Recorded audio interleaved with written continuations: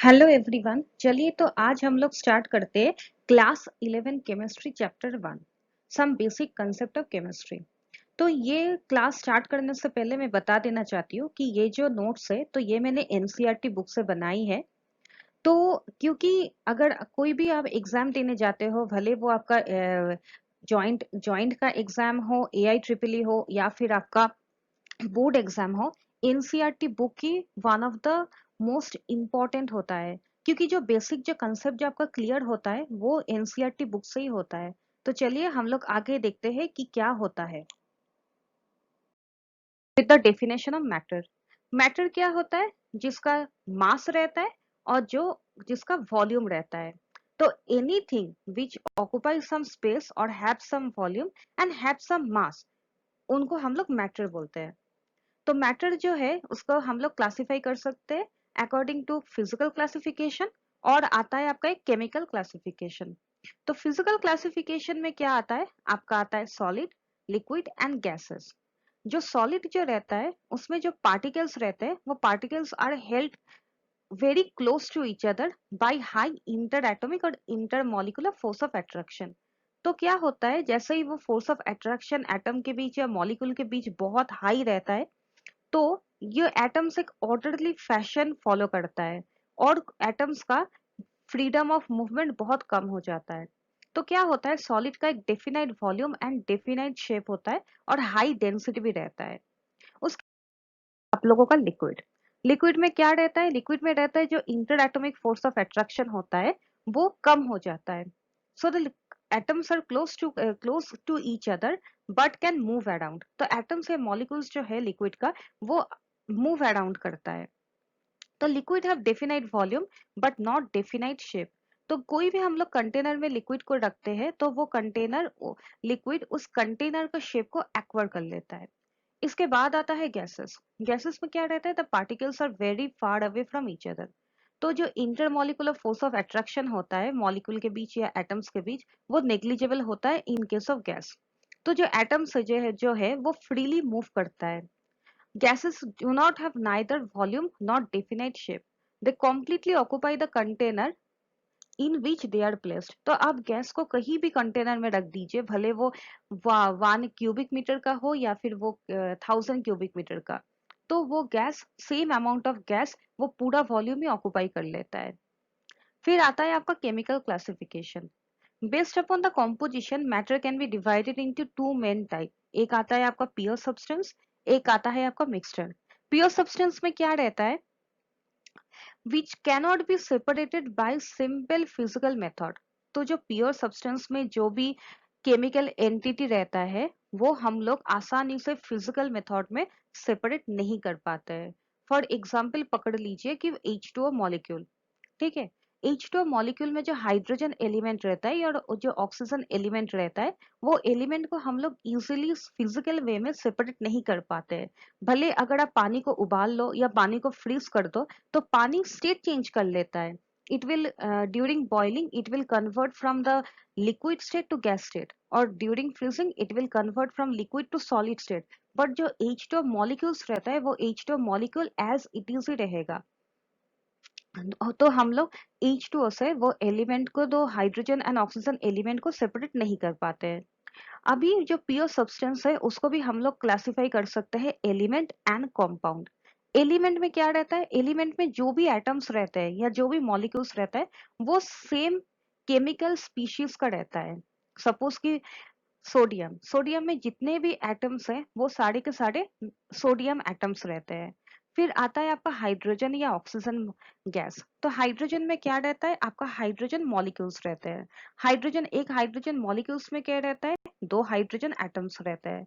तो अगर आप हाइड्रोजन गैस या ऑक्सीजन गैस को लेते हैं तो उसमें रहेगा हाइड्रोजन मॉलिक्यूल्स और हाइड्रोजन मॉलिक्यूल्स में रहेगा हाइड्रोजन गैस। तो सेम जो भी आपका मॉलिक्यूल्स रहता है या एटम्स रहते हैं वो एक ही केमिकल स्पीशीज का रहता है। कंपाउंड, कंपाउंड क्या होता है? It is defined as a pure substance. Compound में भी दो और ज्यादा एलिमेंट रहता है combined together in a fixed proportion by weight and can be decomposed into this element by suitable chemical method। तो सपोज जैसे मैंने आपको पहले एग्जांपल दिया वाटर का, H2O is a compound. H2O में क्या रहता है, दो हाइड्रोजन का एटम्स रहता है, वन ऑक्सीजन एटम्स रहता है। तो H2O का जो हाइड्रोजन एटम और जो ऑक्सीजन एटम है, वो आप कोई भी फिजिकल मीन में आप उसको डिकम्पोज नहीं कर पाते हैं। पर अगर आप वाटर को हाइड्रोलाइसिस करते हैं, इलेक्ट्रोलाइसिस, देन जो hydrogen and the oxygen molecules जो है वो अलग अलग हो जाते हैं। Now compound can be classified into two type. एक आता है आपका इनऑर्गेनिक कंपाउंड और एक आता है आपका ऑर्गेनिक कंपाउंड। इनऑर्गेनिक कंपाउंड है वो सारे कंपाउंड जो नॉन लिविंग सोर्सेस से हम लोग एक्वायर करते हैं, such as rock and mineral. कोई भी आप मेटल ले लीजिए, कॉमन सॉल्ट ले लीजिए, एक्सेट्रा एक्सेट्रा, ये सारे के सारे आपका इनऑर्गेनिक कंपाउंड हो गया। ऑर्गेनिक कंपाउंड में आता है आपका which are present in living bodies such as plant and animal. All the organic compound contain carbon and hydrogen as their essential constituent. For example, आप ले लीजिए carbohydrate, protein, fat, oil, glucose, sugar, etcetera etcetera. फिर आता है आपका mixture, the combination of two or more element or compound which are not chemically combined together and may also be present in any proportion is called a mixture। तो mixture में क्या रहता है कि टू और मोर एलिमेंट रहता है, पर वो दोनों एलिमेंट के बीच या कंपाउंड के बीच कोई केमिकल बॉन्ड नहीं रहता है। सपोज कि एग्जांपल, अगर आप 1 kg शुगर ले लेते हैं और 1 kg सॉल्ट ले लेते हैं, तो शुगर और सॉल्ट के बीच कोई केमिकल बॉन्डिंग नहीं रहेगा, वो साथ में रहेगा, but you can easily separate the sugar and the salt by physical mean. Then आता है आपका टाइप ऑफ मिक्सचर। मिक्सचर दो टाइप का होता है, एक होता है होमोजेनियस मिक्सचर, एक आता है आपका हेटेरोजेनस मिक्सचर। तो होमोजेनियस मिक्सचर में क्या रहता है, यूनिफॉर्म कॉम्पोजिशन रहता है थ्रू आउट द मिक्सचर। मतलब सपोज अगर आप 1 kg शुगर और एक केजी सॉल्ट ले लेते हैं, तो और मिक्सचर का कहीं से भी आप थोड़ा सा मिक्सचर उठा लेते हैं, तो वो मिक्सचर में number of particle of sugar equal to number of particles of salt ले रहेगा। That is a uniform mixture. For example, जो शुगर वाटर वाला मिक्सचर होता है, अगर शुगर वाटर में कंप्लीटली डिसॉल्व हो जाता है, तो वो क्या होता है, एक होमोजेनियस मिक्सचर हो जाता है। तो क्या होता है, आप एक ग्लास पानी में अगर आप शुगर ऐड करते हैं, तो वो उस ग्लास की पानी कहीं से भी पीजिएगा तो आपको सेम मिठास ही लगेगा। Heterogeneous mixture. A mixture is said to be heterogeneous if it do not have uniform composition throughout the visible boundary। तो heterogeneous mixture क्या रहेगा, अगर सपोज कि अपने सॉल्ट और शुगर को मिक्स किया, तो कहीं जगह पे शुगर ज्यादा है, सॉल्ट कम है, कहीं जगह जगह पे सॉल्ट कम है, शुगर ज्यादा है। तो ये क्या हुआ, ये होमोजेनियस नहीं हो पाया, ये हेटेरोजेनस हो गया। फिर आता है आपका difference between compound and mixture. Compound जो है, ये to or more element combined chemically. फिर आता है in a compound the element are present in a fixed ratio by mass, the ratio cannot be change. For example, जैसे ही मैंने आपको बताया था H2O मॉलिक्यूल, H2O मॉलिक्यूल में क्या रहेगा, दो atoms of hydrogen and one atom of oxygen. तो 2 ग्राम ऑफ हाइड्रोजन रहेगा एंड 16 ग्राम ऑफ ऑक्सीजन रहेगा। ये जो रेशियो है, 2 gram of hydrogen and 16 gram of oxygen, you cannot change that ratio. This ratio is always fixed in case of a compound। Compound are always homogeneous, that is they have the same composition throughout। तो आप अगर एक पानी लेते हैं, पानी में जितने भी H2O मॉलिक्यूल्स है, H2O मॉलिक्यूल, हर एक H2O मॉलिक्यूल का कॉम्पोजिशन सेम रहेगा। ऐसा नहीं कि कहीं पे H2O हो जाएगा हाइड्रोजन ज्यादा ऑक्सीजन कम, कहीं पे हो जाएगा ऑक्सीजन ज्यादा हाइड्रोजन कम। जो रेशियो है, जो फॉर्मूला है H2O, every molecule will follow that formula। In a compound, constituent cannot be separated by physical method। और क्या आता है, in a compound the constituent lose their identity, that is the compound does not show the characteristics of the constituent element। तो ये जो fifth point है, for example अगर हम लोग वाटर मॉलिक्यूल लेते हैं, water molecule is made up of two type of element. एक आता है आपका हाइड्रोजन एलिमेंट और एक आ गया आपका ऑक्सीजन एलिमेंट। तो जो हाइड्रोजन है दैट इज गैस, ऑक्सीजन भी है वो भी गैस है, पर ये दोनों कॉम्बाइन करके जो वाटर मॉलिक्यूल फॉर्म करता है, water is a liquid. in under normal atmospheric pressure, normal atmospheric pressure and temperature. ठीक है, फिर आता है आपका carbon dioxide. As an example, carbon जो है वो सॉलिड स्टेट में रहता है, ऑक्सीजन जो है वो गैसियस स्टेट में रहता है। पर जैसे ही कार्बन और ऑक्सीजन कंबाइन होके कार्बन डाइऑक्साइड फॉर्म करता है, वो कार्बन डाइऑक्साइड गैसियस फॉर्म में होता है। ठीक है, तो ये आगे आपका कंपाउंड का फीचर्स, ये 5 पॉइंट आप हमेशा याद रखिएगा जब भी कंपाउंड का कंपाउंड आप पढ़ते हैं। And for the mixture, mixture में क्या होता है, टू और मोर एलिमेंट और compound are simply mixed and not chemically combined. तो जैसे ही मैंने आपको बता दिया था कि शुगर है, सॉल्ट है, शुगर एंड सॉल्ट, शुगर का जो केमिकल फॉर्मूला है that is the chemical formula, salt का है NaCl। पर ये NaCl एंड शुगर मॉलिक्यूल के बीच कोई केमिकल बॉन्डिंग नहीं होता है। In a mixture the constituents are not present in a fixed ratio. जैसे कंपाउंड में क्या होता है, H2O, H2O में 2 हाइड्रोजन एटम और एक ऑक्सीजन एटम, ये फिक्स्ड होता है। पर मिक्सचर में अगर आप सॉल्ट एंड शुगर का मिक्सचर ले लेते हैं, ये आप शुगर एंड सॉल्ट, शुगर ये कोई भी प्रोपोर्शन में हो सकता है। ऐसा हो सकता है कि शुगर 10 kg है, सॉल्ट 1 kg। ऐसा भी हो सकता है कि sugar is 5 kg and the salt is 100 kg। तो ये कोई फिक्स्ड प्रोपोर्शन नहीं रहता है। मिक्सचर में भी आइदर होमोजेनियस और हेटेरोजेनस इन नेचर। तो जैसे compound is always having a fixed ratio and homogeneous, पर मिक्सचर में होमोजेनियस या हेटेरोजेनस दोनों हो सकता है। जैसे कि मैंने आपको बता दिया था कि अगर आप शुगर को और सॉल्ट को ले लेते हैं और अच्छे से मिक्स करते हैं, तो कहीं जगह पे हो सकता है कि शुगर बहुत ज्यादा हो गया, मिठास बहुत कम है। और कहीं जगह हो जाता है कि शुगर बहुत कम हो गया और सॉल्ट ज्यादा हो गया। तो ये हो गया आपका heterogeneous mixture. Constituent of the mixture can be separated by physical method. जैसे ही मैंने आपको बता दिया था कि शुगर एंड सॉल्ट को अगर आप मिक्स करते हैं, तो वो फिजिकल मेथड में ही आप लोग उसको सेपरेट कर सकते हैं। In a mixture, the constituent do not lose their identity. That is, a mixture show the characteristics of all the constituent. तो क्या होता है, अगर आप शुगर और सॉल्ट को साथ में मिक्स करते हैं, तो आपको उसमें मिक्सचर में शुगर का भी आपको टेस्ट आएगा और सॉल्ट का भी टेस्ट आएगा। ठीक है, या फिर अगर आप लोग मस्ती करके अगर 1 kg आप लोग हरी मिर्च और 1 kg अगर आप लोग शुगर मिक्स कर देते हैं, तो भी आप देखिएगा आपको तीखा भी लगेगा और मीठा भी लगेगा। तो इन अ मिक्सचर में क्या होता है, जो कॉन्स्टिट्यूएंट रहता है वो अपने जो प्रॉपर्टीज है वो प्रॉपर्टीज शो करता है। ये जो है that is the family tree of matter. Matter में आ गया आपका फिजिकल क्लासिफिकेशन, केमिकल। फिजिकल में आ गया आपका सॉलिड, लिक्विड, गैस।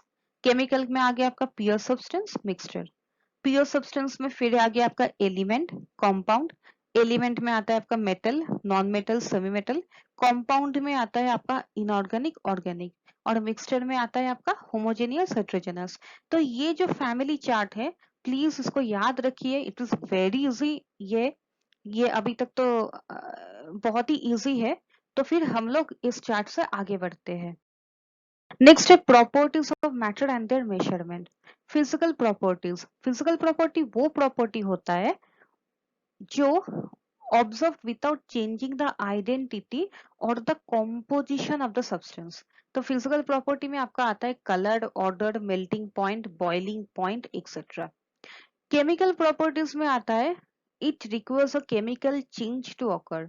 तो केमिकल प्रॉपर्टीज में आपका आता है एसिडिटी, बेसिसिटी, फिर आपका आता है ऑक्सीडेशन प्रॉपर्टी, हाँ, रिडक्शन प्रॉपर्टी, कॉम्बस्टिबिलिटी, एक्सेट्रा। जहां पर भी आपका कोई केमिकल रिएक्शन इन्वॉल्व रहेगा, that is related to the chemical property. Unit of measurement, जो फंडामेंटल यूनिट्स है, तो हम लोग अभी तक तो पढ़ चुके हैं कि there are 7 fundamental units of measurement. एक है length, mass, time, temperature, amount of substance, electric current and luminous intensity. तो देखते हैं जो length, mass, time, electric current, जो भी 7 जो प्रॉपर्टीज है उसका सिंबल क्या रहता है और उसका यूनिट क्या रहता है, सिंबल फॉर ऐसा यूनिट क्या रहता है। देन आता है आपका mass and weight. Mass of the substance is the amount of matter present in it. तो जो मास रहता है कोई भी सब्सटेंस का वो कांस्टेंट रहता है हमेशा। If the mass exerted by gravity on an object, weight रहता है, it is the force exerted by gravity on an object. For example, अगर आपका mass है 100 kg, then your weight on earth equal to 100 into gravitational force acceleration due to gravity. That is 100 into 9.81 और अब 98 kilo 980। तो अगर suppose कि किसी का वेट होता है 100 केजी, मास होता है 100 केजी, तो उसका वेट होगा 980 kgf। तो जो वेट जो है that depends on the gravitational force और the acceleration due to gravity. तो वेट क्या होता है ना कि हर एक जगह चेंज होता रहेगा। सपोज कि अर्थ में जो वेट है और सन मून में जो वेट होगा उसमें बहुत ही अंतर आएगा। फिर आ गया आपका साइंटिफिक नोटेशन। तो साइंटिफिक नोटेशन में हम लोग ये पढ़ेंगे कि जब भी हम लोग कुछ लार्ज नंबर को नंबर से कोई कैलकुलेशन करते हैं तो उस लार्ज नंबर को हम लोग कैसे नोटिफाई करते हैं। सपोज कि एक लार्ज नंबर हम लोगों ने पकड़ लिया 602 200 and then lots of zero molecules. तो इसको हम लोग जब एग्जामिनेशन हॉल में या जब भी हम लोग पेन पेपर में लिखते हैं तो कैसे लिखेंगे, उसको कैलकुलेशन कैसे करेंगे। तो हम लोग आगे ये देखिए 602 200 एक्सेट्रा एक्सेट्रा एक्सेट्रा। तो ये जो इस नंबर में जो नंबर ऑफ डिजिट है, सपोज कि 1 2 3 4 5 6 7 8 9, ये टोटल है 24 डिजिट है इस नंबर में। ठीक है, 24 डिजिट। तो मैंने क्या किया, मैंने 24 डिजिट जो है उसको मुझे लिखना है 6.022 इंटू 10⁻23। इसको मैं कैसे लिखूंगी। तो मैंने क्या किया, इस नंबर को मैंने 10⁻23 से मल्टीप्लाई किया ऊपर, और नीचे मैंने डिवीजन कर दिया नीचे। तो जैसे ही मैं इस नंबर को 10⁻23 से डिवाइड कर दूंगी तो क्या है, इसका जो भी 23 जीरो है वो जीरो सब कट हो जाएगा, ऐसे ऐसे करके कट हो जाएगा, और रह जाएगा क्या 6.022। और ऊपर भी मुझे 10⁻23 मल्टीप्लाई करना है, तो मेरा फाइनल प्रोडक्ट आ गया 6.023 इंटू 10⁻23। तो हमेशा याद रखिए कि कोई भी अगर आपको एक नंबर देते हैं, इतना लंबा इतना बड़ा नंबर, तो उस नंबर को हम लोगों को क्या करना है, जितना भी पहले उस नंबर में कितना डिजिट है वो डिजिट को हम लोग को काउंट करना है। फिर जितना भी डिजिट है उससे -1। ठीक है, सपोज कि यहाँ पे 24 डिजिट है, तो मैंने क्या किया 23, 24 -1 इक्वल टू 23। मैंने 10⁻23 से इस नंबर को मैंने डिवाइड कर दिया और मैंने साइमल्टेनियसली ऊपर मल्टीप्लाई कर दिया। तो ऊपर 10⁻23, नीचे आ गया 10⁻23। तो उससे क्या हो गया कि ये नंबर को जब भी मैंने 10⁻23 से डिवाइड किया तो आ गया 6.022 इंटू 10⁻23। होप सो कि आपको ये बात समझ में आ गया है कि मैं क्या बोलना चाहती हूँ।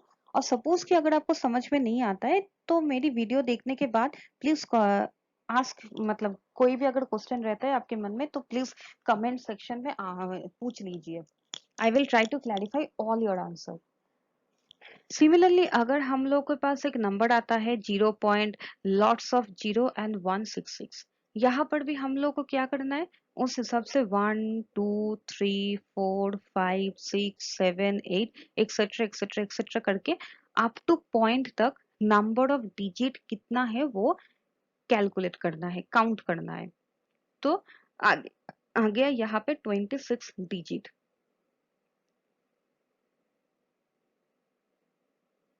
तो ये अप टू 26 डिजिट आ गया। तो मैंने क्या किया, नीचे मैंने 10⁻24 से इसको डिवाइड किया, ऊपर भी मैंने 10⁻24 से इसको डिवाइड किया, मल्टीप्लाई किया। फिर मेरा आ गया 1.66 इंटू 10⁻24। तो बस इतना याद रखिए कि कोई भी नंबर है, कोई भी अगर आप नंबर आपको दिया गया है उस नंबर को आपको वन डेसिमल प्लेस में लाना है। वन, जैसे यहाँ पे एग्जाम्पल अगर 166 है, 0166 है, तो हम लोग को लाना है 1.66। तो हम लोग को कितना करना है, हम लोगों को 10⁻24 से इसको मल्टीप्लाई करना है। अगर हम लोग 10⁻24 से इस नंबर को मल्टीप्लाई करते हैं तो मेरा क्या आ जाएगा, 1.66 हम लोगों को मिल जाएगा। तो जैसे ही हम 10⁻24 से इस नंबर को मल्टीप्लाई करते, वैसे ही हम लोगों को इस नंबर को 10⁻24 से डिवाइड भी करना पड़ेगा। तो आंसर हम लोगों को मिल जाएगा, आंसर 1.66 डिवाइडेड बाई 10⁻24 और 1.66 इंटू 10⁻24। फिर हम कि मल्टीप्लिकेशन और डिवीजन कैसे करते हैं इस नंबर का। तो पहला एग्जाम्पल है कि 5.6 इंटू 10⁻5 इंटू 6.9 इंटू 10 क्यूब। तो यहाँ पे मैंने क्या किया, ये जो 5.6 है और 6.9 है, मैंने इन दोनों को मल्टीप्लाई किया। इन दोनों को मैंने साथ लेके 5.6 इंटू 6.9 को मैंने मल्टीप्लाई किया। और कभी भी हम लोग मल्टीप्लिकेशन करते हैं तो क्या होता है, ये जो पावर आता है पावर ऐड हो जाता है। तो यहाँ पे 10 का जो पावर है दैट इज 5 और यहाँ पे 10 का जो पावर है दैट इज 3। तो जो मल्टीप्लिकेशन करने के बाद 10 का जो पावर आएगा वो आएगा 5 + 3 = 10⁸। तो कोई भी मल्टीप्लिकेशन होता है, कोई भी मल्टीप्लिकेशन हमेशा ये जो है ये 5.6 और 6.9 है, इन दोनों को मल्टीप्लाई कर दीजिए और ऊपर 10⁻, जो भी पावर रहता है वो पावर को प्लस कर लीजिए।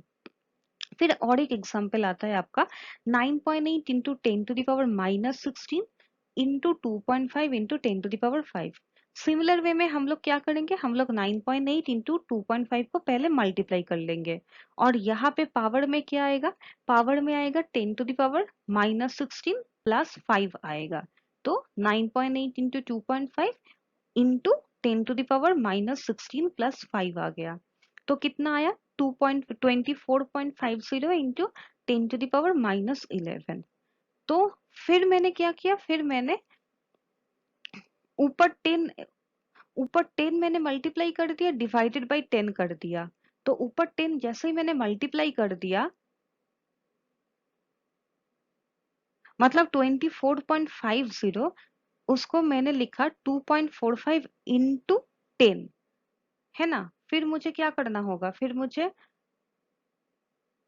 फिर आगे आपका 24.50 इंटू 10⁻11 से मुझे मिल गया 2.45 इंटू 10⁻10 आ गया। बस ये जो डेसिमल जो 24 के बाद जो है वो मैंने यहाँ पे ला दिया, ठीक है। तो पावर आ गया 10⁻10। फिर अगर डिवीजन करना होता है कि 2.7 इंटू 10⁻³ डिवाइडेड बाई 5.5 इंटू 10⁻4, तो सेम प्रोसीड्योर है, आप 2.7 को 5.5 से डिवाइड कर दीजिए और ये जो पावर है 10⁻³ बाई 4। तो ये जो 4 है, 4 जब ऊपर जाएगा, क्योंकि 4 अभी डिनोमिनेटर में है ना।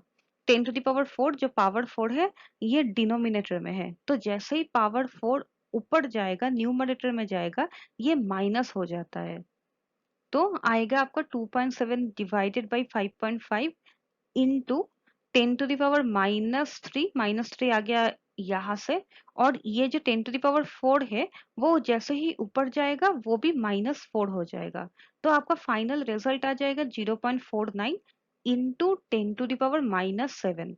हमेशा याद रखिए कि जो भी नीचे नीचे में जो डिनोमिनेटर होता है, डिनोमिनेटर में जो भी पावर रहता है, जो भी पावर, जैसे यहाँ पे है 10⁻4, जैसे ही वो ऊपर जाता है उसका साइन चेंज हो जाता है।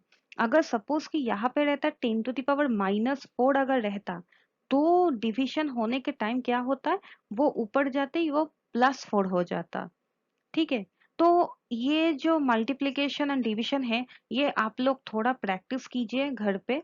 आई एम वेरी श्योर कि ये बहुत ही इजी है, तो आप लोग को जल्दी समझ में आ जाएगा। पर हाँ, you need to practise this. Addition and subtraction. Before doing addition and subtraction between two number, 10th power should be same for both the number.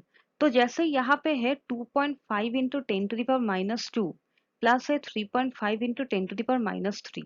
तो देखिए यहाँ की पावर है 10 का -2 है और यहाँ पे 10 का पावर है -3। तो दोनों पावर अलग अलग है। तो क्या होगा ना कि हम लोग इसको ऐसे ऐड नहीं कर पाएंगे। तो हम लोगों को क्या करना है, हम लोगों को 10 का जो पावर है 10 का पावर सेम रखना होगा, तभी हम लोग नंबर को ऐड कर पाएंगे। तो ये आ गया आपका 2.5 इंटू 10⁻⁻2 प्लस आ गया 0.35 इंटू 10⁻⁻2 कर दिया। मतलब 3.5 इंटू 10⁻⁻3 को हम लोगों ने कर दिया 0.35 इंटू 10⁻⁻2 कर दिया।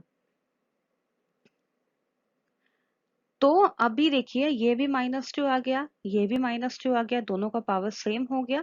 अभी हम लोग इसका एडिशन कर सकते हैं।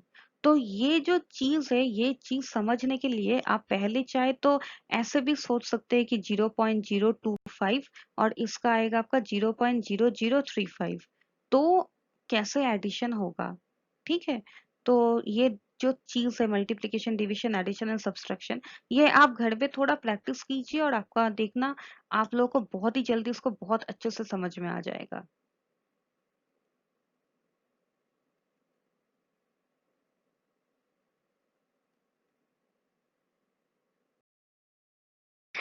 ये स्लाइड से आप लोगों का क्लास 11 का केमिस्ट्री स्टार्ट होता है।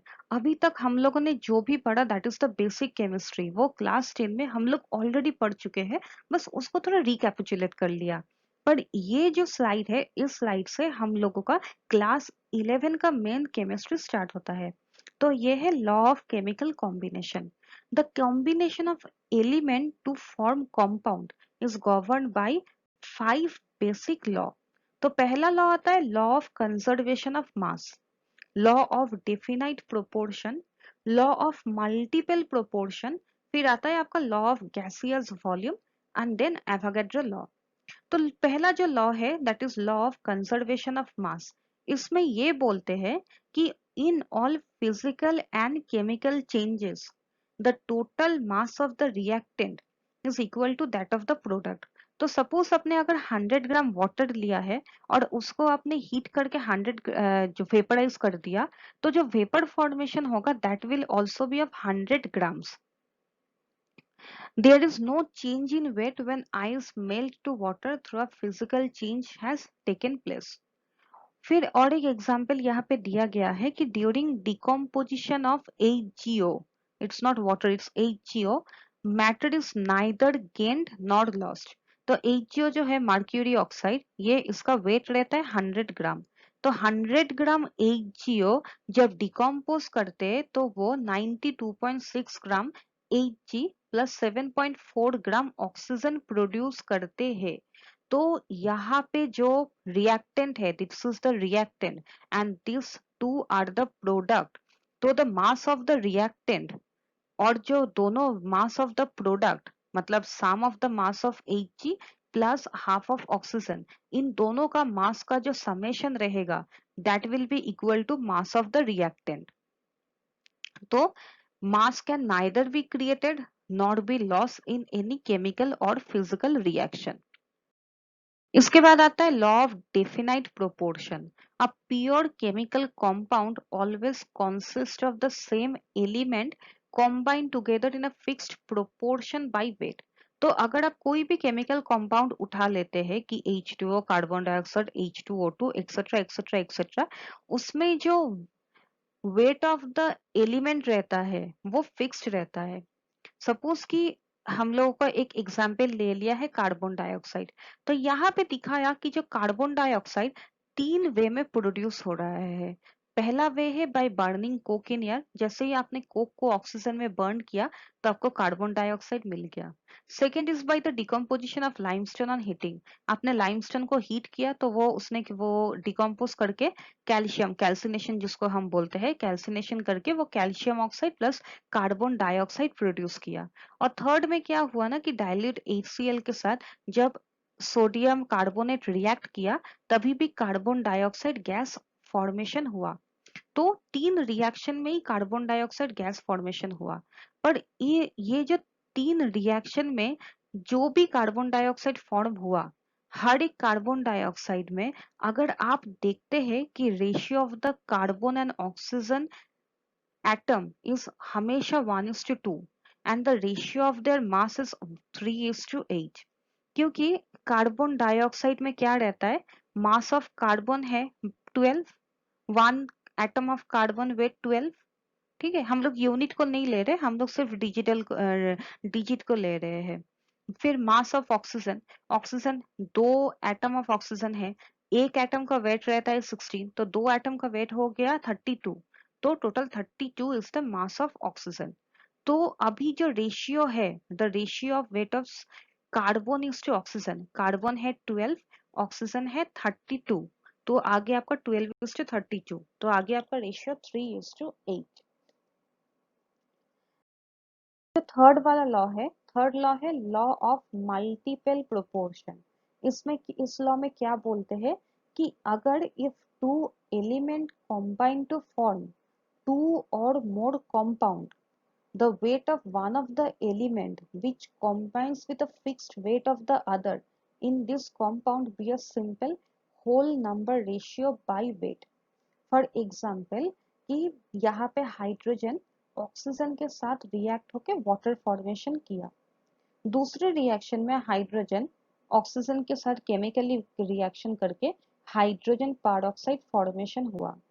तो पहले में क्या हुआ, H2O फॉर्मेशन हुआ, वाटर मॉलिक्यूल फॉर्म किया, दूसरे में क्या किया, हाइड्रोजन पेरोक्साइड मॉलिक्यूल फॉर्मेशन हुआ। तो यहाँ पे अगर सपोज कि हम लोग हाइड्रोजन का वेट को फिक्स्ड ले लेते हैं, जैसे इस यहाँ पे बोला गया है डेफिनेशन में, the weight of one of the element which combines with the fixed weight of the other, मतलब फिक्स्ड वेट हम लोग हाइड्रोजन का ले लेते हैं, यहाँ पर भी हाइड्रोजन 2 ग्राम है, यहाँ पर भी हाइड्रोजन 2 ग्राम है। तो हाइड्रोजन 2 ग्राम ऑफ हाइड्रोजन जब 16 ग्राम ऑफ ऑक्सीजन के साथ रिएक्शन होता है तो 18 ग्राम ऑफ वाटर प्रोड्यूस करते हैं। सिमिलरली जब 2 gram of hydrogen reacts with 32 gram of oxygen, तब ये 34 ग्राम हाइड्रोजन पेरोक्साइड फॉर्मेशन होता है। तो पहले में क्या होता है, 2 gram of hydrogen 16 gram of oxygen के साथ रिएक्ट करके 18 ग्राम ऑफ वाटर फॉर्मेशन करते हैं।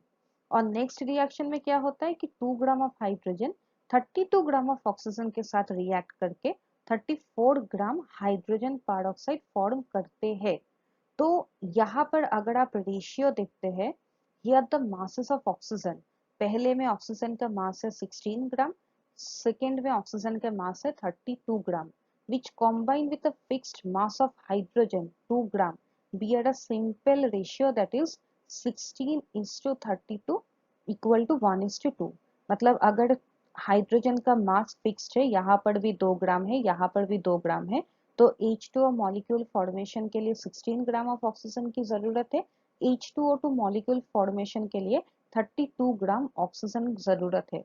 तो अगर हम लोग रेशियो ले लेते हैं ऑक्सीजन वर्सेस ऑक्सीजन का, ऑक्सीजन इज टू ऑक्सीजन, तो 16:32 आता है और 1:2 रहता है। तो यहाँ पे है 1, यहाँ पे है 2। फिर अगर आप H2O मॉलिक्यूल्स में भी देखते हैं, H2O एंड H2O2 मॉलिक्यूल में देखते हैं, H2O में ऑक्सीजन इज 1, H2O2 में oxygen is 2, and again the weight is यहाँ पे 1, यहाँ पे 2। आता है आपका Gay Lussac's law of gaseous volume. The law states that under similar condition of temperature and pressure, when gases combine, they do so in volume, which bear simple whole number ratio with each other and also with the gaseous product।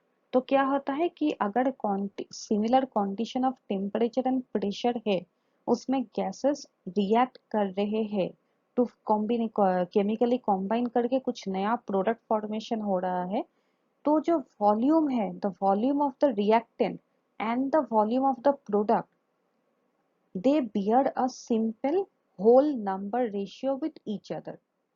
Suppose कि अगर आप example लेते हैं कि hydrogen it reacting with chlorine जो form 2 molecules of hydrogen chloride, तो यहाँ पे हम लोग लेते हैं कि 1 volume of hydrogen reacting with 1 volume of chlorine to form 2 volumes of hydrochloric acid। तो ये आपका हाइड्रोजन आ गया 1 वॉल्यूम, क्लोरीन आपका आ गया 1 वॉल्यूम, HCl आपका है 2 वॉल्यूम। तो ये जो रेशियो है, तो रेशियो जो है इसका है 1, इसका है 1, इसका है 2। तो रेशियो आ गया आपका 1:1:2। तो 1 वॉल्यूम ऑफ हाइड्रोजन कंबाइन कर रहे हैं 1 volume of chlorine to form 2 volume of hydrochloric acid. Second और एक रिएक्शन है जिसमें दिखाया गया है कि nitrogen, 1 molecule of nitrogen is reacting with 3 molecules of hydrogen to form 2 molecules of ammonia. So as per Gasolov law of gaseous volume, it is that 1 volume of nitrogen is reacting with 3 volumes of hydrogen to give 2 volumes of ammonia. तो यहाँ पे अगर हम लोग ratio देखते हैं तो ratio is 1:3:2। तो ये है सिंपल गैसोलॉव्स लॉ। इसके बाद आता है Avogadro law. Avogadro law states that कि equal volume of gases at same temperature and pressure should contain equal number of molecule. तो यहाँ पे हम लोग एक एग्जाम्पल देख लेते हैं। एग्जाम्पल है कि two molecules of hydrogen reacting with 1 molecule of oxygen to form 2 molecules of water। तो as per the Gay Lussac's law कि यहाँ पे क्या है कि 2 volume of hydrogen will react with 1 volume of oxygen to give 2 volumes of water vapour. तो 2 volume of hydrogen में कितना मॉलिक्यूल्स है? Number of molecule present in 2 volume of hydrogen equal to 2 into number of molecule present in 1 volume of oxygen equal to number of volume present in 2 volume of hydrogen। तो Avogadro law बोलते हैं कि यहाँ पे है 2 volume of hydrogen, तो 2 volume of hydrogen में जितना मॉलिक्यूल है वो डबल है कि 1 वॉल्यूम ऑफ ऑक्सीजन में जितना मॉलिक्यूल है उसका डबल है। पर दो volume of H2O and 2 volume of hydrogen में सेम नंबर ऑफ मॉलिक्यूल है। ठीक है। इसके बाद आता है आपका मोल कंसेप्ट। मोल होता है मोल of an any element contain the same number of atom. तो मोल को एलिमेंट के लिए बोलते हैं कि मोल और 1 ग्राम एटम, और मॉलिक कंपाउंड के लिए होता है आपका मोल और 1 ग्राम मॉलिक्यूल। तो हमेशा याद रखिए कि 1 mole of an element content 6.023 into 10⁻23 atom, और 1 mole of an compound content 6.023 into 10⁻23 molecule. तो सपोज कि एक एलिमेंट दिया गया है, कि सपोज एक एलिमेंट दिया गया है, ठीक है। तो अगर उस एलिमेंट में 6.023 इंटू 10⁻23 एटम्स है, तो वो mass of that element equal to 1 mole. और अगेन सपोजली कि एक x ग्राम का आपके पास कंपाउंड है, अगर उस x ग्राम कंपाउंड में आपका 6.023 इंटू 10⁻23 मॉलिक्यूल प्रेजेंट है, तो वो x gram equal to 1 mole of that compound. तो ये जो फॉर्मूला है मैंने यहाँ पे लिखा है कि 1 mole equal to mass of the element और compound divided by molecular weight. ये जो फॉर्मूला है it is a very important formula हम लोगों के लिए है। तो फिलहाल आप बस ये फॉर्मूला याद करके रखिए। जो नेक्स्ट आगे वाला जो स्लाइड है, आगे वाला स्लाइड में ये मैं आपको पढ़ाऊंगी कि ये फॉर्मूला कैसे आते हैं। बट हमेशा ये फॉर्मूला हमेशा रेड रेड काली से आप दाग मतलब लिखिए और हमेशा याद रखिए। आता है आपका percentage composition. Mass percentage of any element is a compound of कि mass percentage of an any element equal to mass of that element in a compound divided by molar mass of the compound into 100%। तो ये जो है ये basic formula है, पर आपको formula याद रखने की कोई जरूरत नहीं है। ये बहुत ही सिंपल सा एक थियोरी है। ठीक है, तो मैं आपको एक एग्जाम्पल के साथ इसको समझाती हूँ कि मास परसेंटेज कैसे निकालना होता है। सपोज कि मैंने फिर से सेम एग्जाम्पल लिया कि 2 molecule of hydrogen reacting with 1 molecule of oxygen to form 2 molecule of water। तो अभी मोलर मास ऑफ वाटर कितना होता है? एक molar mass of water equal to hydrogen hydrogen का मास प्लस ऑक्सीजन का मास होता है। अब हाइड्रोजन का मास है जो कि दो atom of hydrogen is present in one molecule of H2O। सो इसका मास आता है आपका 2 इंटू 1.008 और ऑक्सीजन का मास आता है आपका 16। तो टोटल आ गया 18.02 ग्राम। तो मास ऑफ हाइड्रोजन आपका आ गया 18.02 ग्राम आ गया आपका मास ऑफ वाटर मॉलिक्यूल। अभी इस वाटर मॉलिक्यूल में कितना हाइड्रोजन का मास है, कितना परसेंटेज हाइड्रोजन का मास है, वो कैसे निकालेंगे? वो निकालेंगे कि mass of hydrogen present divided by mass of water molecule into 100%। तो ये सेम इक्वेशन से हम लोग को मिला कि 2 इंटू 1.008 डिवाइडेड बाई 18 इंटू 100%, तो आगे आपका 11.18%। तो सेम फॉर्मूला अप्लाई करके हम लोग को मिलता है कि मास परसेंटेज ऑफ ऑक्सीजन कितना है एक वाटर मॉलिक्यूल में। तो सिमिलरली फ्रेंड, ये तो मैंने एक ही एग्जांपल मैंने दिखाया H2 मॉलिक्यूल के लिए। ये आप लोग कीजिए हर एक कंपाउंड के लिए, हर एक इक्वेशंस में आप ये जो है आप ये निकालने की ट्राई कीजिए। तो ये मैंने दो एग्जांपल दिखाया, एक है मीथेन का और एक है सोडियम सल्फेट का। ठीक है, तो मीथेन का फॉर्मूला क्या है? CH4। तो मीथेन में कितना टोटल एटम्स है? एक कार्बन का एटम प्रेजेंट है और 4 हाइड्रोजन का एटम प्रेजेंट है। तो देखिए, एक आगे आपका कार्बन का एटम और 4 आगे आपका हाइड्रोजन का एटम। अभी एक जो कार्बन का एटम है उसका वेट कितना है? वेट आ गया आपका 12.011 एटॉमिक मास ऑफ कार्बन, और आपका atomic mass of hydrogen is 1.008। क्योंकि 4 एटम ऑफ हाइड्रोजन है तो 4 एटम ऑफ हाइड्रोजन का मास आ गया आपका 4.032। तो अभी टोटल मास ऑफ मीथेन कितना आ गया? Mass of carbon plus mass of hydrogen, है ना, क्योंकि मास can neither be created not be destroyed, mass is a constant quantity. तो टोटल मास ऑफ मीथेन आ गया mass of carbon present plus mass of hydrogen present. तो mass of carbon present कितना है? 12.011 और mass of hydrogen present कितना है? 4.03232। तो total इन दोनों को मिला के आ गया आपका मास ऑफ मीथेन। तो मास ऑफ मीथेन आ गया आपका 12.011 प्लस 4.032, तो आ गया आपका 16.043।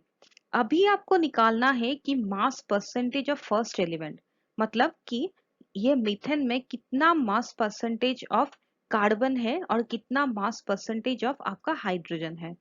तो आपका कार्बन आ गया 12.011 डिवाइडेड बाई 16.043 इंटू 100%, तो लगभग आ गया आपका 75%। और आपका मास ऑफ हाइड्रोजन आ गया 4.032 डिवाइडेड बाई 16.043, तो ये भी लगभग आ गया आपका 25%। ठीक है, तो ये आ गया आपका मीथेन के लिए। अभी हम लोग एग्जाम्पल सॉल्व करेंगे सोडियम सल्फेट के लिए। तो यहाँ पे है सोडियम कितना एटम है? सोडियम 2 एटम प्रेजेंट है। सल्फर का है 1 एटम और ऑक्सीजन का है 4 एटम। तो सोडियम का है 2 एटम, सल्फर का है 1 एटम, ऑक्सीजन का है 4 एटम। तो सोडियम का वेट कितना आया? एक एटम का वेट होता है 23 ग्राम, क्योंकि 2 एटम है तो आ गया आपका 46 ग्राम। सल्फर का एक एटम वेट हो गया 32 ग्राम्स, एक ही एटम है तो 32 ग्राम हो गया। कार्बन ऑक्सीजन का है एक एटम का वेट होता है 16 ग्राम, क्योंकि 4 एटम है तो टोटल आ गया आपका 64 ग्राम। तो आ गया आपका sodium is 46 gram, 2 into 23। Sulphur क्योंकि एक ही एटम है तो इसका आ गया आपका 32 ग्राम्स, और क्योंकि ऑक्सीजन 4 एटम है तो इसका आ गया 4 इंटू 16 इक्वल टू 64 ग्राम्स। तो अभी मास ऑफ कंपाउंड कितना हुआ? ये आ गया आपका 46 ग्राम्स प्लस 32 ग्राम प्लस आ गया आपका 64 ग्राम। तो अप्रोक्स आ गया आपका 142 ग्राम। अभी मास परसेंटेज ऑफ सोडियम कितना आएगा? मास परसेंटेज ऑफ सोडियम आएगा आपका 46 डिवाइडेड बाई 142, है ना, कि कितना percentage of mass percentage of sodium is present in the mass of the compound. तो मास ऑफ द सोडियम है 46 gram, total mass of the compound है 142 ग्राम। तो मास परसेंटेज ऑफ सोडियम आ गया 46 divided by 142 gram into 100%। Similarly आपके sulphur के लिए आएगा 32 डिवाइडेड बाय 142 एंड ऑक्सीजन के लिए आएगा 64 डिवाइडेड बाय 142। तो सेम देखिए यही फॉर्मूला हम लोगों ने यूज किया है 46 बाई 142, 32 बाई 142, 64 बाई 142। तो यहाँ पे हम लोग को आंसर मिल गया। तो ये बस दो ही एग्जाम्पल मैंने सॉल्व किया है यहाँ पे, पर आप लोग हर एक कंपाउंड और जितने भी एलिमेंट्स ज्यादा होंगे उस कंपाउंड का वैसा एलिमेंट आप लोग सॉल्व करने की कोशिश कीजिए, ठीक है, प्रैक्टिस कीजिए। फिर आ गया आपका इम्पेरिकल फॉर्मूला। तो इम्पेरिकल फॉर्मूला में क्या होता है कि simplest whole number ratio of the atom of various element present in one molecule of the compound। फिर से मैं बताती हूँ कि simplest whole number ratio of the atoms of various element present in one molecule of the compound। Suppose कि formula of hydrogen peroxide क्या है, H2O2 है। तो इसमें हाइड्रोजन कितना रहता है, 2 एटम ऑफ हाइड्रोजन है और 2 एटम ऑफ ऑक्सीजन है। तो अगर हम लोग ratio of hydrogen atom present in H2O2 is to oxygen atom present in H2O2 अगर हम लोग निकालेंगे तो क्या आएगा, 2 atom of hydrogen is to 2 atom of oxygen equal to आ गया 1 atom of hydrogen is to 1 atom of oxygen. तो इसका इंपेरिकल फॉर्मूला आ गया HO, ठीक है। फिर हम लोग एक एग्जांपल लेते हैं ग्लूकोज। ग्लूकोज का फॉर्मूला रहता है C6H12O6। मतलब 6 एक ग्लूकोज मॉलिक्यूल में 6 कार्बन एटम है, 12 हाइड्रोजन एटम है और 6 ऑक्सीजन एटम है। तो अगर हम लोग रेशियो निकालते हैं कि कितना कार्बन एटम है, कितना हाइड्रोजन एटम है और कितना ऑक्सीजन एटम है, तो हम लोगों को रेशियो क्या मिलता है, 6 है कार्बन एटम, 12 है हाइड्रोजन एटम और 6 है आपका ऑक्सीजन एटम। तो अगर हम लोग उसको रेशियो में लेते हैं तो क्या होगा, 1:2:1। Therefore empirical formula of glucose आ गया आपका CH2, मतलब कार्बन का आ गया 1, ऑक्सीजन का हाइड्रोजन का आ गया 2 और ऑक्सीजन का आ गया 1। तो होप सो कि आप लोगों का इंपेरिकल फॉर्मूला जो है वो आपको समझ में आ रहा है, ठीक है। अभी आ गया आपका molecular formula. Molecular formula of a compound which gives the actual ratio of the atom of various element present. तो इंपेरिकल फॉर्मूला में क्या था, इंपेरिकल फॉर्मूला में था रेशियो, जितना भी डिफरेंट एलिमेंट का जो एटम्स प्रेजेंट है उसका रेशियो निकालते थे इंपेरिकल फॉर्मूला में। और मॉलिक्यूलर फॉर्मूला क्या है, एक्चुअल रेशियो की एक्चुअली कितना प्रेजेंट है। सपोज कि अगर H2O2 में आपका इंपेरिकल फॉर्मूला इज 1:1 मतलब HO की, पर मॉलिक्यूलर फॉर्मूला इसका होगा H2O2। इंपेरिकल फॉर्मूला आ गया आपका ratio, simplest lowest number ratio, that is HO। और आपका मेन फॉर्मूला एक्चुअल फॉर्मूला है H2O2। सिमिलरली ग्लूकोज का इंपेरिकल फॉर्मूला है CH2O, बट जो मॉलिक्यूलर फॉर्मूला है वो आता है आपका C6H12O6। तो अगर हम लोग लेते हैं कि molecular formula equal to N into empirical formula है ना, मॉलिक्यूलर फॉर्मूला अगर हम लोग HO इसके ऊपर ब्रैकेट देते हैं, दे के बाहर यहाँ पे 2 लिखते हैं, है ना, 2 इज द N वैल्यू। तो आ गया क्या, empirical formula is HO, N का यहाँ पे हम लोग एक ब्रैकेट दे दिया, ब्रैकेट दे के बाहर अगर हम लोग 2 लिख दिया तो हम लोग को मॉलिक्यूलर फॉर्मूला ऑफ H2O2 मिल गया।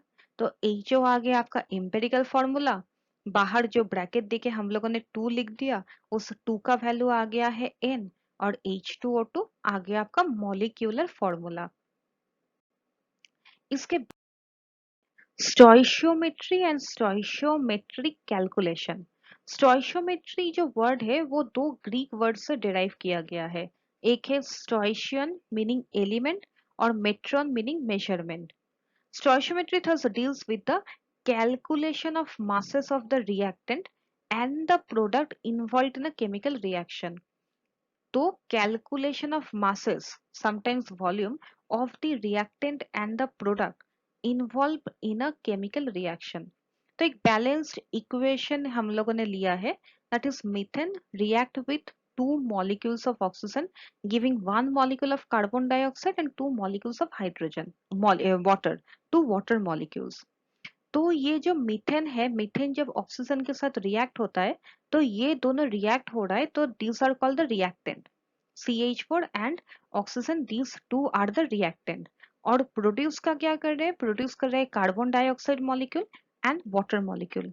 तो जो चीजें प्रोड्यूस कर रहा है that is called the product. तो अगर इस इक्वेशन में हम लोग ले सकते हैं कि one molecule of methane reacting with two molecule of oxygen giving one molecule of carbon dioxide plus two molecules of water. ये हो गया आपका एक way to represent this equation. Another way is mole. क्योंकि क्योंकि मोल और मॉलिक्यूल में similar क्या है कि यहाँ पे है वन मॉलिक्यूल, यहाँ पे है दो मॉलिक्यूल, यहाँ पे है वन मॉलिक्यूल, यहाँ पे है दो मॉलिक्यूल. अगर आपने हर किसी को 6.023 इंटू 10⁻23 मॉलिक्यूल से 23 नंबर से मल्टीप्लाई कर देते हैं, ये टोटल इक्वेशन जो है, इक्वेशन में है one molecule of methane, two molecule of oxygen, one molecule of carbon dioxide and two molecule of water, है ना. तो मैंने इन चारों चारों जो दो रिएक्टेंट है, दो प्रोडक्ट है, चारों स्पीशीज को मैंने 6.023 इंटू 10⁻23 से मल्टीप्लाई कर दिया. तो यहाँ पे कितना आएगा, कितना मॉलिक्यूल रहेगा? यहाँ पे रहेगा 6.023 into 10⁻23 methane molecule will react in 2 into 6.023 into 10⁻23 oxygen molecule will produce 6.023 into 10⁻23 carbon dioxide molecule plus 2 into 6.023 into 10⁻23 water molecule. अभी हम लोगों ने अभी पहले मोल पढ़ा है कि मोल क्या होता है? उस मास जिसमें 6.023 into 10⁻23 मॉलिक्यूल प्रेजेंट रहते हैं.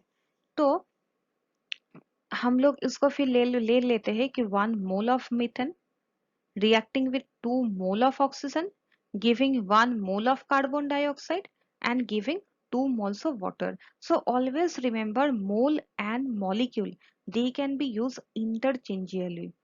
You can use either mole, you can use either molecule.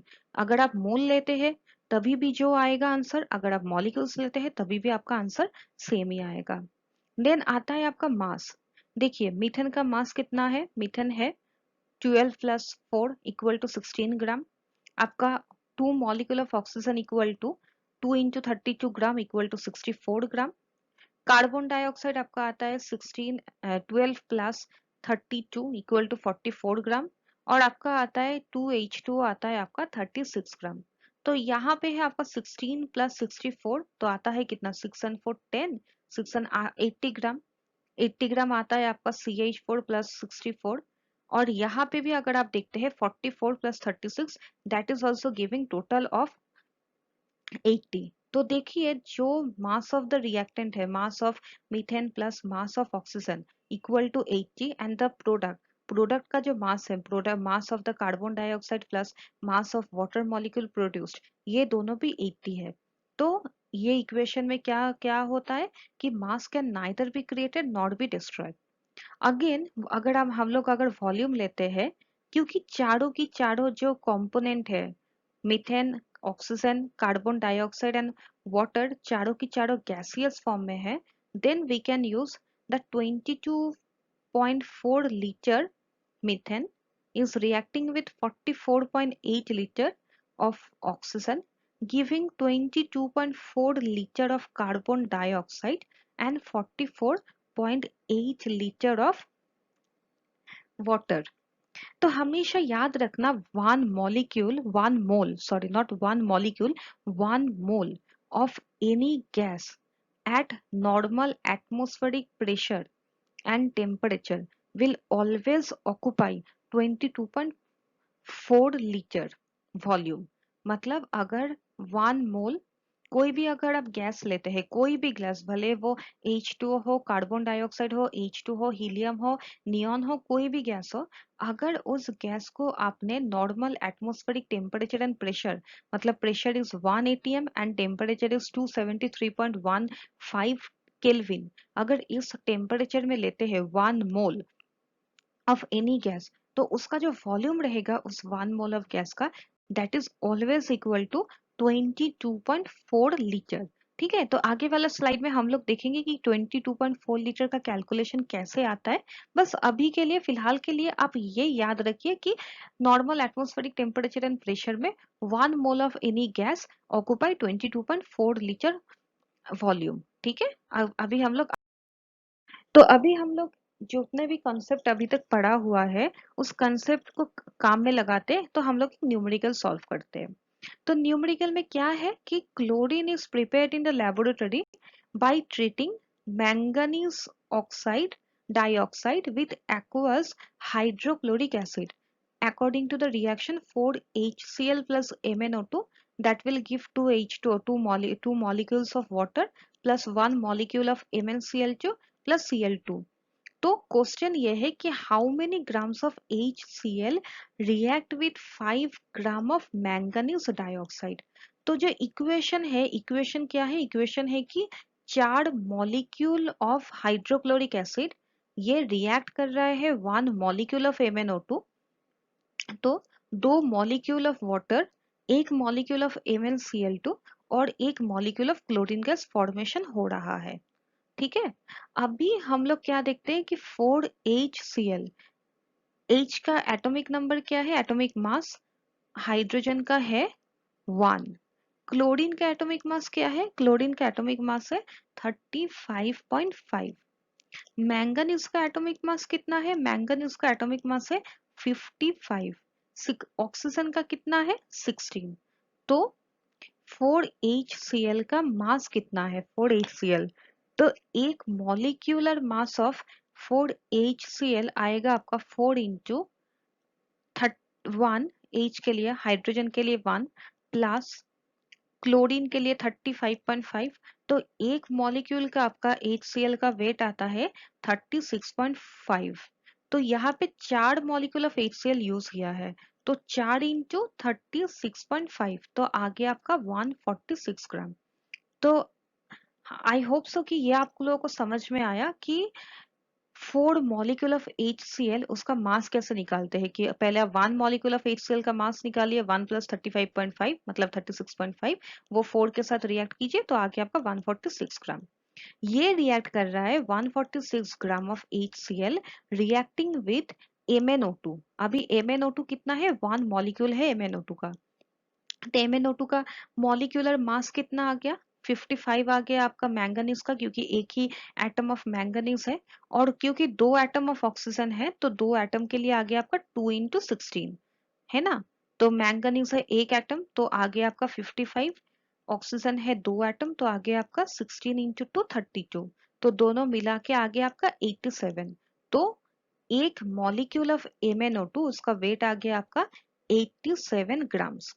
तो ये जो बैलेंस्ड इक्वेशन है, बैलेंस्ड इक्वेशन, तो इस बैलेंस्ड इक्वेशन में हम लोग देखते हैं कि 4 मॉलिक्यूल ऑफ HCl जब 1 मॉलिक्यूल ऑफ MnO2 के साथ रिएक्ट करते हैं, तब ये रिएक्शन प्रोडक्ट हम लोगों को मिलता है, और ये रिएक्शन भी कंप्लीट हो जाता है। तो 146 gram of HCl will react with 87 grams of MnO2। तो 5 ग्राम कितना के साथ रिएक्ट करेगा, तो यूनिटरी मेथड है, very easy problem is it, it is कि 146 ग्राम रिएक्ट करते हैं 87 ग्राम के साथ, 1 ग्राम रिएक्ट करेगा कितने ग्राम के साथ, और 5 ग्राम रिएक्ट करेगा कितने ग्राम के साथ। तो कैलकुलेशन के हिसाब से हम लोग को मिला कि 5 ग्राम रिएक्ट हो रहा है 8.4 ग्राम ऑफ MnO2। तो 5 gram of HCl will react with 8.4 gram of MnO2। ठीक है, तो अभी में जाते हैं, next slide is the mole fraction. ठीक है, मोल फ्रैक्शन क्या होता है, it is the number ratio of number of mole of a particular component to the total number of mole of the solution. तो सपोज कि हम लोग मान लेते हैं कि एक सोल्यूशन है जिसमें दो एलिमेंट या दो कंपाउंड है ए एंड बी।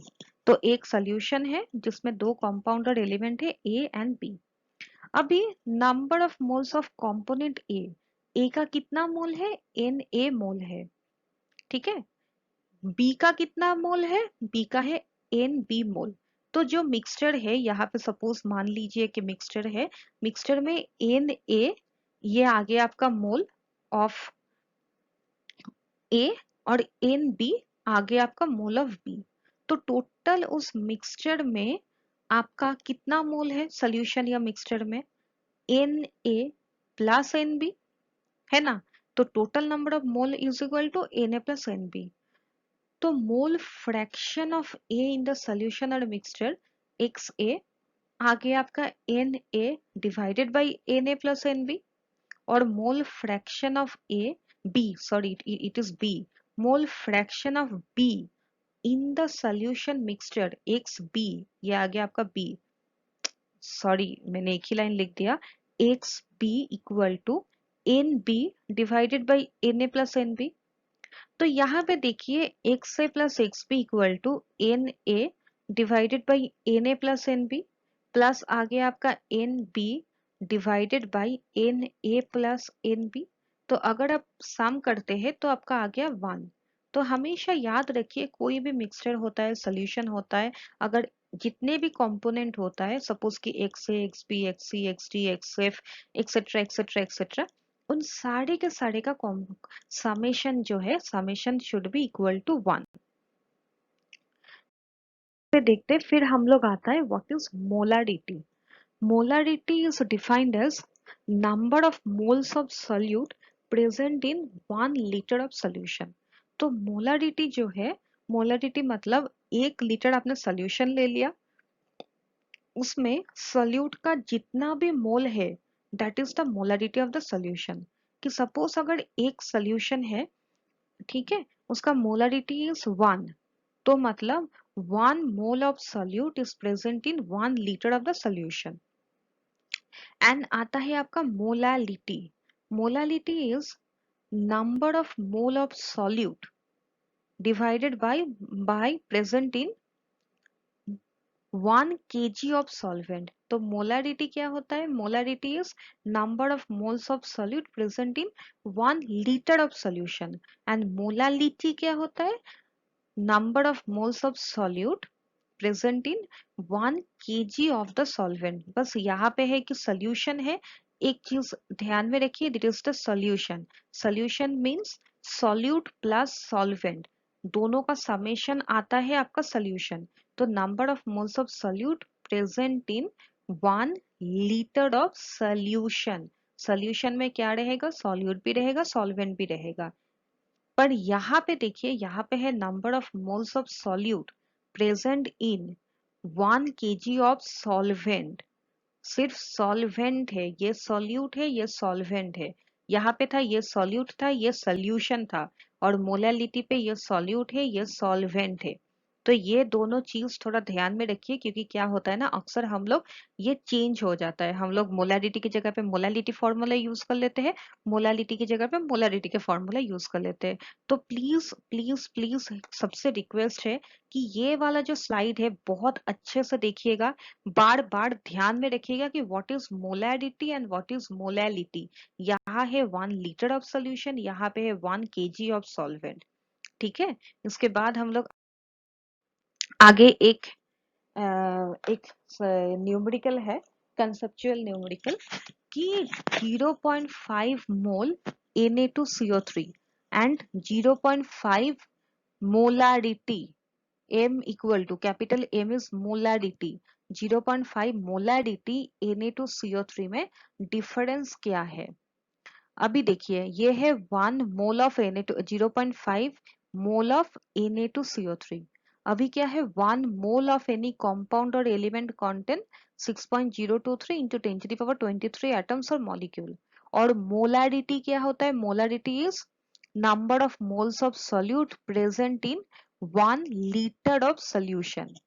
तो अगर सपोज कि 0.5 मोल ऑफ Na2CO3 मतलब Na2CO3 का मोलर मास क्या होता है 23 इंटू 2 प्लस 12 प्लस 16 इंटू 3, मतलब सोडियम का आता है आपका 23 इंटू 2 प्लस कार्बन के लिए आता है आपका 12 प्लस ऑक्सीजन के लिए आता है आपका 16, 3 है तो 16 इंटू 3, तो टोटल आपका आ गया मॉलिक्यूलर वेट इक्वल टू 106। ठीक है, तो Na2CO3 का आपका मोलर मास आ गया 1 mole of Na2CO3 wait 106 gram.